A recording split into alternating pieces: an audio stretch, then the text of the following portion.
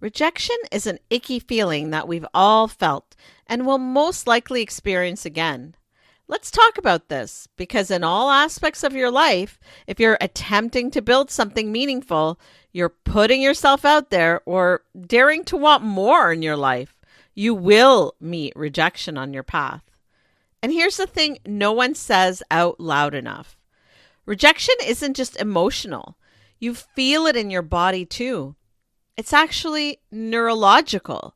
It lands in the body before the mind can even catch up. In today's swipe fast, overstimulated, replaceable feeling world, rejection hits harder than ever. A message goes unanswered, a date fades, a job says no, and suddenly your brain starts whispering stories about your worth that were never true to begin with. This episode is about making yourself rejection-proof. Not by becoming numb, but by becoming resilient, by understanding what's actually happening in your brain, your nervous system, and your sense of self, and learning how to respond instead of spiraling. This is your emotional resilience blueprint, rooted in psychology, nervous system mastery, and a dating mindset that protects your self-worth regardless of the outcome. Stay tuned. This is an episode you won't want to miss. Welcome to Signals and Standards with Suzie, where we decode mixed messages, elevate your standards, and deliver practical insights that you can act on.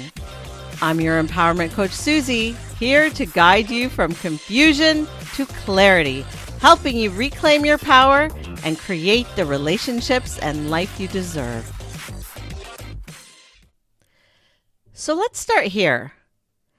Why does rejection hurt so much? And why do you think that means something is wrong with you? Because this is really the piece that quietly changes everything once you really understand it. Rejection hurts not because you're sensitive, dramatic, or taking things too personally, but because your brain processes social rejection in the same neural pathways as physical pain. The same areas of the brain light up whether you stub your toe, get excluded from a group, hear we're going in another direction, or feel someone pull away emotionally. So if you've ever thought, why does this feel like a punch in the chest? That's not weakness or emotional fragility. That's your nervous system doing exactly what it was designed to do. From an evolutionary standpoint, rejection once meant real danger. Being pushed out of the group thousands of years ago wasn't just emotionally painful, it threatened survival. Connection meant safety.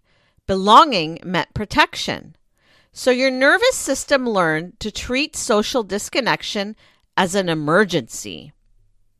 Let's fast forward to modern life. And your brain still reacts as if a ghosted text, a breakup, or a job rejection email is a threat to your safety. Your heart tightens, your stomach drops, your breathing shifts, your thoughts race ahead. Maybe you're trying to make sense of what just happened before, and you don't really have time to process it fully before you start reacting. And this happens in both our personal and professional lives. For instance, when a partner emotionally withdraws, when a marriage ends, when a friendship changes, when you don't get the promotion, when your resume is passed over, when you're laid off, when your work isn't chosen, etc., etc., your nervous system reads it all through the same lens. Disconnection equals danger. That's why rejection can feel so deeply destabilizing, even when you logically know you're capable, competent, and worthy. Then comes the sneakiest part of all. Our brains overthink, looking for meaning. Instead of calmly saying, this didn't align, or this wasn't a good fit, your brain jumps straight into, what's wrong with me?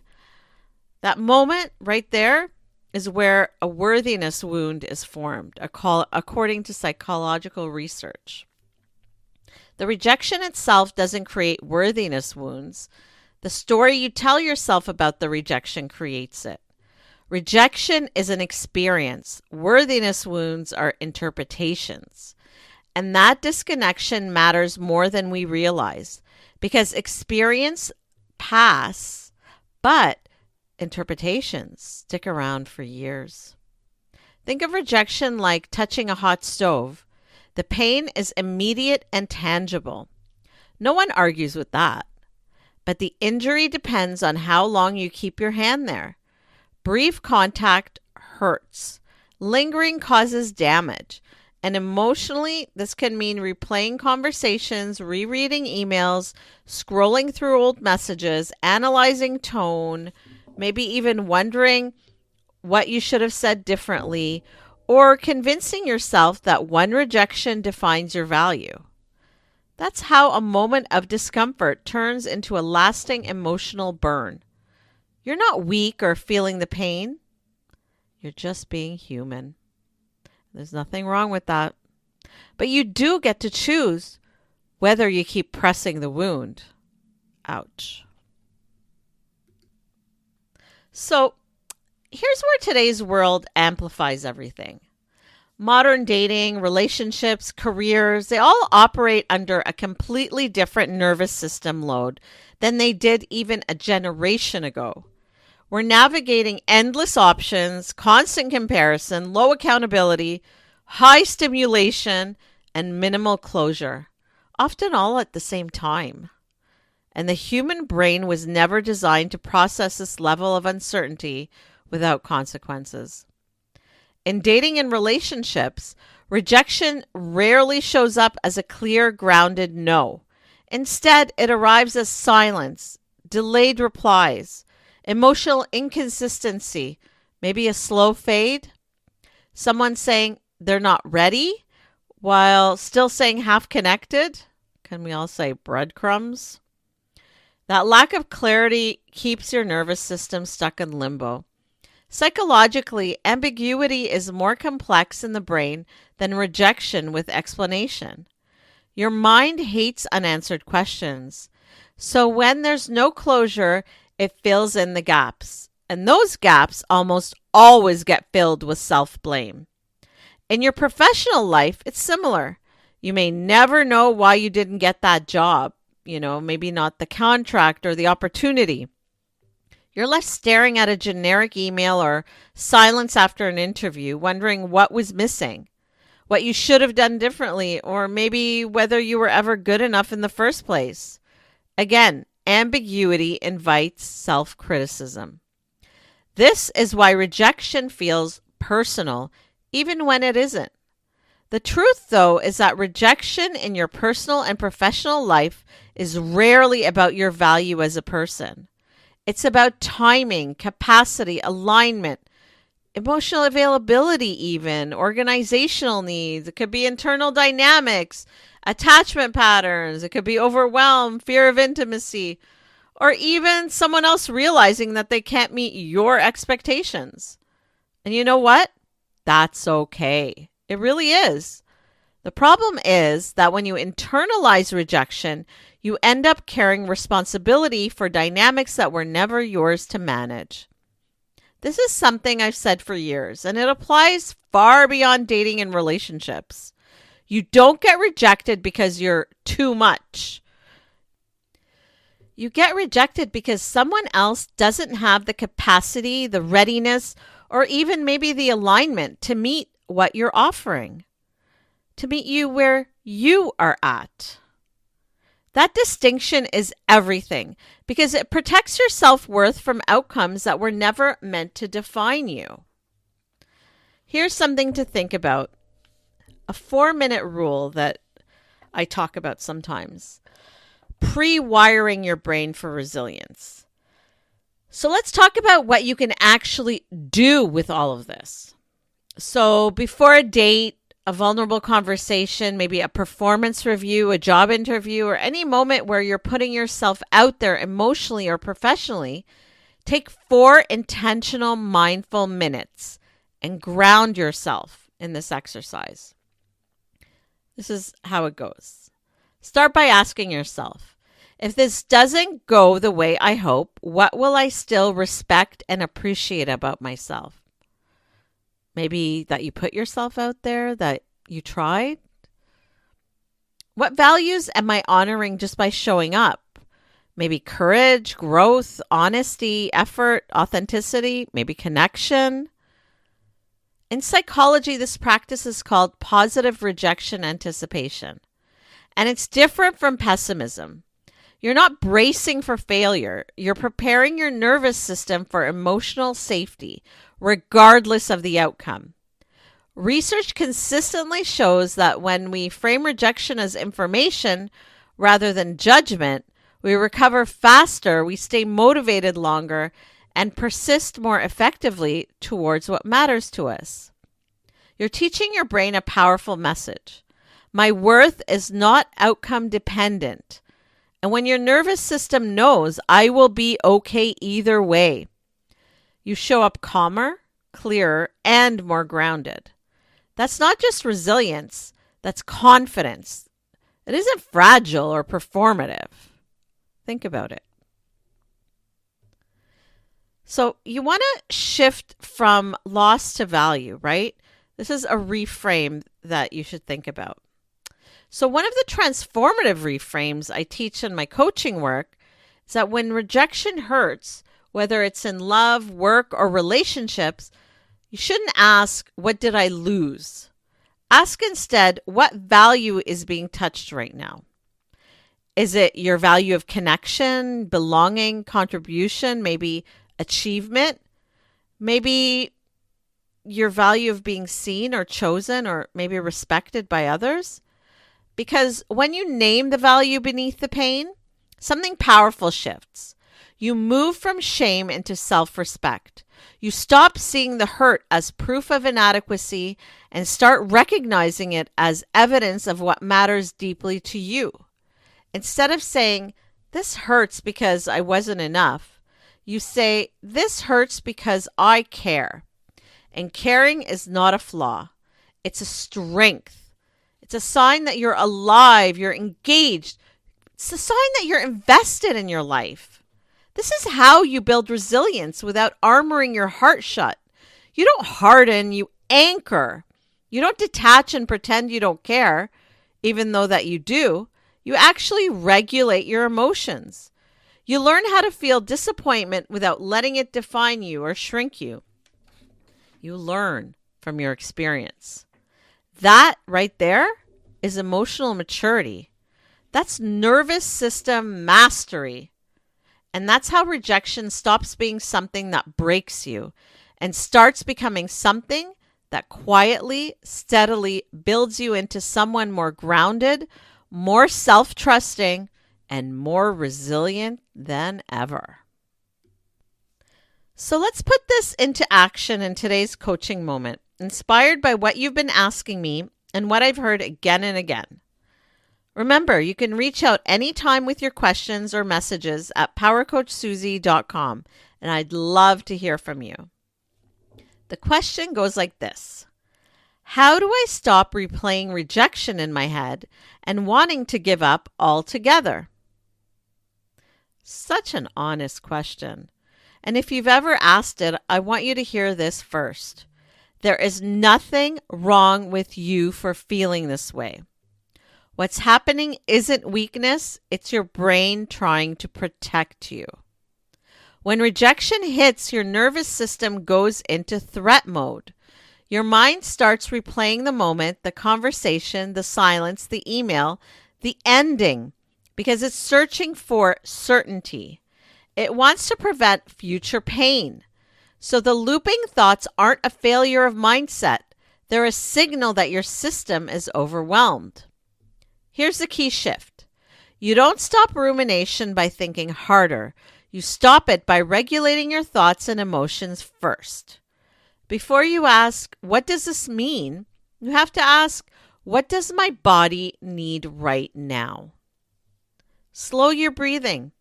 Put your feet on the ground. Move your body. Create warmth, literally. This tells your nervous system that you're safe now. And then remind yourself gently, I don't need meaning in this moment. I need regulation. Clarity always comes after calm, never before. Now, about wanting to give up. I've heard this all the time in coaching, and I want to say this with both honesty and compassion. You don't actually want to give up. You want relief. You want rest. You want the emotional exhaustion and hurt to stop. You want to have a win for once. And I totally get it. I'm with you there. But there's a big difference between quitting and pausing. You can take breaks without closing your heart. You can rest without retreating from hope. Resilience isn't about pushing harder. It's about recovering smarter. Sometimes the most empowering thing you can do is step back long enough to reconnect with yourself and recharge your energy rather than forcing yourself to try again from a depleted place. I'll be honest, there was a season in my life where rejection stacked. Dating, career, timing, it felt relentless. And what hurt most wasn't the no's themselves. It was the quiet voice in my head asking, am I asking for too much? What's wrong with me? Am I enough? That's when something shifted for me. I realized rejection wasn't asking me to shrink or settle. It was asking me to clarify, to raise my own standards for alignment, not lower my standards for worth. And once I anchored my sense of value internally, rejection lost its ability to define me. It became information, not identity. Rejection doesn't mean you're failing. It means your nervous system needs care, not criticism. Regulate first. Rest when you need to. And remember, you're not too much. You're just no longer available for what can't meet you where you are. And be proud of that. Give yourself a pat on the back and a big squeezy hug from me. Rejection isn't proof that you're unworthy. Rejection is proof you're showing up, reaching, risking, and participating in your life. It's physical, so treat it with the same care you would any injury. Pause, breathe, let your nervous system settle before you ask for answers. It's psychological, so question the story your mind wants to tell when certainty is missing. Not every ending is a verdict on your value, and it's human. So stop shaming yourself for feeling pain when connection matters to you. When you regulate your body first, reframe rejection as information instead of judgment and anchor yourself in the values beneath the hurt. Something has to shift. Rejection stops being a threat to your worth and becomes a signal to redirect toward alignment. That's how you stay open without breaking. That's how you build emotional resilience, and that's how you become rejection-proof. And if you slip up, it's okay. Just get right back up and keep going.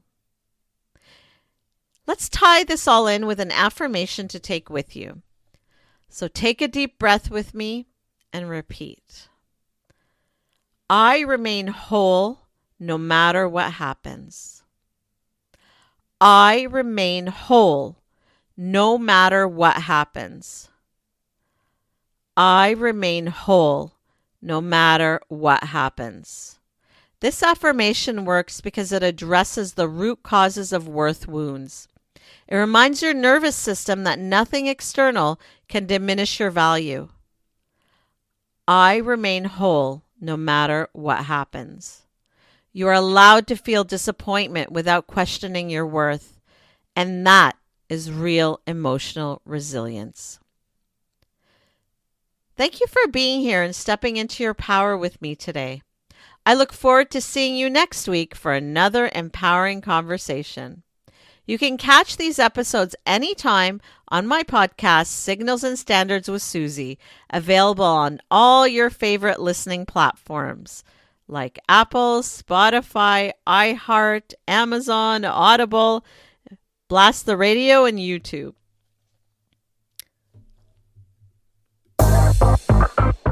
For daily inspiration and practical advice, find me on social media at Power Coach Suzie.